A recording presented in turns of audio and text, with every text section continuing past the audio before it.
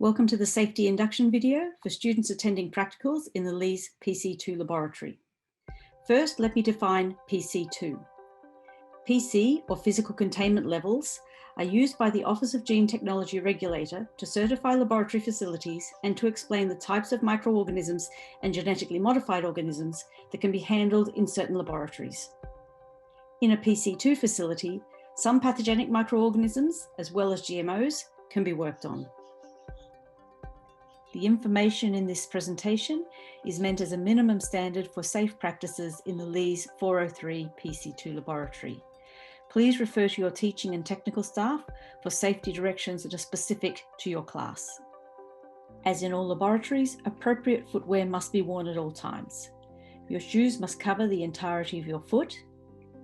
They must offer protection from heavy or sharp objects, and they must be impervious to fluids. This means that if you spill a fluid onto your shoe, it does not readily penetrate through to contact your skin. Here are some examples of inappropriate laboratory footwear. Please note the mesh-covered trainer. These types of shoes have a foam inner lining which serves to draw liquid through to contact the skin. Here are some examples of shoes that would be permitted in a laboratory. Leather, vinyl, canvas, suede footwear is all appropriate. Unlike in other laboratories on campus, gloves must always be worn in the PC2 laboratory. Put on a pair of white gloves as soon as you enter the lab. Make sure you change your gloves if they become contaminated or between tasks to limit microbial spread throughout the lab. Lab gowns must be worn in the LEES PC2 laboratory at all times. A lab gown will be issued to you at the beginning of each class and must be put on and fully fastened prior to entering the main area of the lab. As you leave the lab, you must remove the lab gown, roll it into a loose ball and place it gently and fully into the laundry baskets provided. Safety glasses must be worn at all times in the LEES PC2 laboratory. When you enter the PC2 lab, safety glasses will be available in a tub at the front of the lab for your use. Put on your white gloves and a gown and then collect a pair of safety glasses from the tub. It's important to understand that these glasses have been worn by another student before you. You must properly clean the glasses before use by wiping them thoroughly with ISO wipes and drying them with a Kim wipe, which are provided. At the end of the prac, put the glasses back in the safety glasses tub. Please note that prescription spectacles or eyewear are never considered sufficient eye protection and safety glasses must always be worn over them.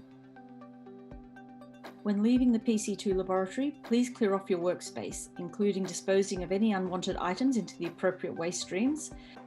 Next, you go to the exit island, discard your gloves in the yellow biohazard waste bins, remove your safety glasses and place them into the appropriate tub, and take off your lab gown and place it into the laundry basket. Move around the exit island to the sinks and wash your hands effectively with soap and water. You can then exit the lab and collect your belongings from your locker. These signs will be placed along the sink. Please ensure you wash your hands appropriately before leaving the lab. As in any laboratory, eating, drinking, smoking, applying cosmetics, or touching your face in any way is not permitted. If you have long hair down to shoulder length, it must be tied back so it does not touch your lab gown. As students, you have responsibility for work, health and safety. Take responsibility for your own actions and don't put yourself or others at risk of injury or illness. Be prepared to act independently in an emergency and to warn others who may be in danger. Follow instructions from teaching and technical staff to evacuate the lab in the event of an emergency. If necessary, report all emergencies to security by calling 9351 3333. If a building alarm is sounding, please leave via the closest safe exit. There are a variety of types of alarms on campus.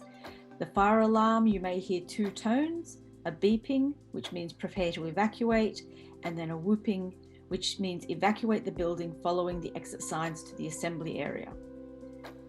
Laboratories also have gas alarms. You may hear a very loud screeching alarm with a red flashing light. Follow instructions from teaching and technical staff to evacuate the space and never enter a space where an audible alarm is sounding. The emergency assembly area for the LEES building is behind the building in Victoria Park.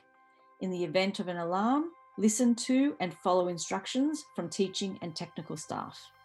Proceed directly to the nearest safe exit and gather at the assembly area behind the LEES F22 building, as shown in the diagram. Stay with your demonstrator or teaching staff at the assembly area, and do not attempt to collect any belongings from your locker as you evacuate the building, as this will delay your exit.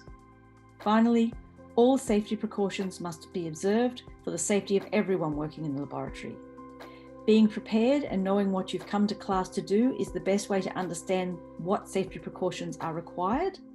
However, we do understand accidents happen. You must notify staff immediately of any accident or incident, no matter how small, so appropriate action can be taken.